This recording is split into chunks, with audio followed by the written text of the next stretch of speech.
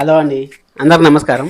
నా పేరు కిరణ్. ఇప్పుడు మనం మాట్లాడుతున్నాము బ్రహ్మముడి వర్సెస్ గుప్పుడంత మనసు. ఈ రెండింటి మధ్య డిఫరెన్సెస్ ఏమి, ఒకే డైరెక్టర్ కదా, ఒకే డైరెక్టర్ని రెండు సీరియల్ని ఎలా తీస్తూ ఉంటారు అనేసి ఒక స్టోరీ పరంగా కానీ క్యారెక్టర్ల పరంగా కానీ ఏ విధంగా ఉంటుంది అనేసి ఒక సింపుల్ ఒక 3 నుంచి 4 నిమిషాల మధ్యలో మాట్లాడుకుందాం. చాలా చాలా ఇంట్రెస్ట్గా ఉంటుంది.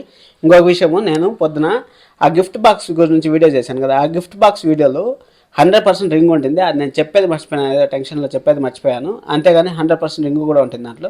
అదొకటి చెప్పాలనుకున్నాను. సరే అనేసి ఇప్పుడు మనం స్టోరీ గురించి మాట్లాడామంటే, ఇప్పుడు దాదాపు గుప్పుడంత మనసు వచ్చి 1140 ఎపిసోడ్లు అవుతుంది. దగ్గర దగ్గర 1140 ఎపిసోడ్లు అవుతుంది. బ్రహ్మం వచ్చి 550 నుంచి 560 మధ్యలో ఉంది. ఆ విధంగా ఉంది కదా ఆ సీరియల్. బ్రహ్మముడి ఎందుకు అంత టీఆర్పీ ఉంది, గుప్పుడంత మనసు ఎందుకు అంత తక్కువ టీఆర్పీ ఉందంటే కూడా నేను చెప్తాను.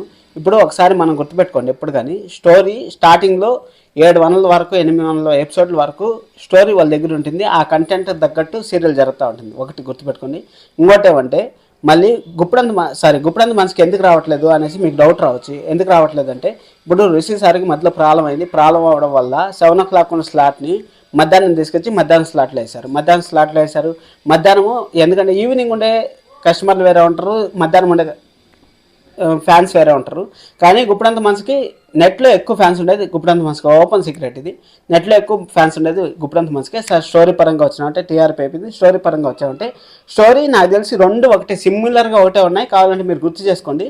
ఇప్పుడు ఇంట్లో అమ్మాయిలు పూరు, అక్కడ గుప్పుడంత మనసులో వజ్జరా గారు పూరు, ఇక్కడ కావ్య వాళ్ళు ఎంత పూరు, వజ్జరా వాళ్ళు కూడా అంతే పూరు. అక్కడ రిచ్ బాండ్ అంటే డైమండ్ స్పూన్ లాంటి వాళ్ళు పుట్టంగానే డైమండ్ స్పూన్తో పుట్టారనుకోండి, ఋషి సార్ కానీ రాజ్ కానీ వీళ్ళంతా. ఈ రెండు సీరియల్లో సిమిలర్గా అదే. ఎందుకంటే అమ్మాయిలు తక్కువ, అబ్బాయిలు ఎక్కువ. అప్పుడు అమ్మాయిలకి కష్టాలు అనేది ఖచ్చితంగా సహజంగా వస్తాయి. ఆ కష్టాలను బేస్ చేసుకుని వీళ్ళు సీరియల్ తీసుకొని పోతూ ఉంటారు.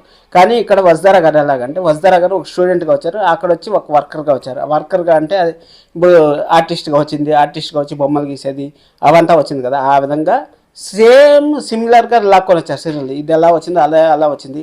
ఇది పెద్ద కుటుంబము, అది పెద్ద కుటుంబము. అంటే ఋషి వాళ్ళది పెద్ద కుటుంబం అని ఎలా చెప్తాను అంటే, ఇప్పుడు ఋషి వాళ్ళ పెద్దమ్మ వాళ్ళు, వాళ్ళ నాన్న వాళ్ళు, ఋషేంద్ర భూషణ్ అంటే వాళ్ళ ఇద్దరు ఫ్యామిలీలో వాళ్ళ ఋషి వాళ్ళ పెద్ద ఫ్యామిలీ. ఇక్కడ వీళ్ళు కూడా పెద్ద ఫ్యామిలీ. అంటే ముగ్గురు ఉన్నారు వీళ్ళు అన్నల తమ్ముళ్ళు. వాళ్ళు కూడా ఇద్దరు అన్నల తమ్ముళ్ళు. కానీ వాళ్ళ అమ్మ వాళ్ళ నాన్న కూడా ఉండరు. ఇక్కడ ఋషి మహేంద్ర సార్కి వాళ్ళ అమ్మ వాళ్ళ నాన్న లేరు, అంతే తేడా, రెండిట్లో తేడా. ఇక్కడ వచ్చి ఈ రుద్రాణి గారు విలన్ అయితే, యాక్చువల్గా 3వ పర్సన్ విలన్ అయితే, అత్తగారు విలన్ అయితే, అక్కడ వచ్చి పెద్దమ్మే విలన్. ఆ విధంగా సీరియల్ని కరెక్ట్గా మెయింటైన్ చేసుకొని పోతా ఉంటారు. బ్రహ్మముడి కూడా ఇప్పుడు టీఆర్పీ మంచిగా వస్తుంది. బ్రహ్మముడి కూడా ఇలాగే ఉండాలి. కానీ పంచులు అవంతా బాగున్నాయి. ఎందుకంటే స్టోరీ వాళ్ళ దగ్గర ఉంది. ఆ స్టోరీకి తగ్గట్టు లైన్ చేసుకొని వస్తూ ఉంటారు. మీకు మధ్యలో ఒక విషయము, వాళ్ళు రాజు పిల్లని తెచ్చినప్పుడు టీఆర్పీ బాగా తగ్గింది. మీరు చూసారు లేదు, 9 కూడా వచ్చింది టీఆర్పీ. ఇప్పుడు 12, 13 టీఆర్పీ వస్తుందంటే అది ఆ 3 నెలలు బాగా లాగినారు సీరియల్. ఎంత లాగినారంటే సుత్తిలాగా లాగినారు అసలు సీరియల్ని. దానివల్ల అప్పుడు టీఆర్పీ కూడా తగ్గింది. ఇప్పుడు మన ఋషి సార్ వచ్చిన తర్వాత వాళ్ళు సీరియల్ని ముందుకు జరపాలనేసి చూస్తూ ఉంటారు. కానీ 4 క్యారెక్టర్లని ఎంత ముందుకు జరిపిస్తారు చెప్పండి. 4 క్యారెక్టర్లు పెట్టుకొని ఎంత ముందుకు చెప్తారు. చేసిండే ప్లాన్లే ఈరోజు దేవాయన్న గారు చెప్పలేదు. ఎన్నిసార్లు దేవాయన్న గారు 5 సార్లు అటెంప్ట్ చేశారు. జగతి మేడం గారిని దూరం చేశారు, ఋషి సార్ని దూరం చేశారు, వజ్జరా గారిని దూరం చేశారు, మనో గారిని దూరం చేశారు, ఏఆర్కే గారిని దూరం, 5 మందిని దూరం చేసినా కూడా ఆ ఎండి పోస్ట్ రాలేదు. ఒక ఎండి పోస్ట్ కోసమే వాళ్ళు అక్కడ పోటీ పడతారు. అక్కడ వాళ్ళ కొడుకు కోసం ఎండి అవ్వాలనేసి గుప్పుడంత మనసులో మన దేవాయన్న గారు ప్రాబ్లం పడతా అంటే, ఇక్కడ రుద్రాణి గారు ఆఫీస్కి ఎండి అవ్వాలనేసి, అక్కడ కూడా సేమ్.